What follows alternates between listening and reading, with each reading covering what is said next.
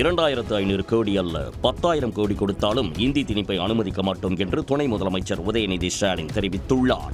சென்னை ஆலந்தூரில் நடைபெற்ற திராவிட பொங்கல் நிகழ்ச்சியில் பங்கேற்ற உதயநிதி ஸ்டாலின் பொங்கல் பானையில் பச்சரிசி வெல்லம் போட்டு பொங்கலிட்டார். பின்னர் நடைபெற்ற கரகாட்டம், பொய்க்கால் குதிரையாட்டம், மயிலாட்டம், புலியாட்டம் உள்ளிட்ட கலை நிகழ்ச்சிகளை பார்த்து ரசித்தார்.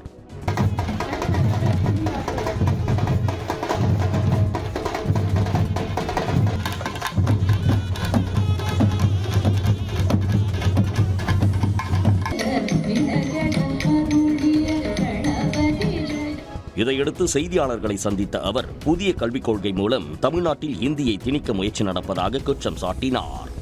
இந்தி திணிப்பை மீண்டும் தமிழ்நாட்டுக்குள்ள கொண்டு வரணும், குலக்கல்வி திட்டத்தை தமிழ்நாட்டுக்குள்ள கொண்டு வரணும்னு ஒன்றிய அரசு முயற்சிக்குது.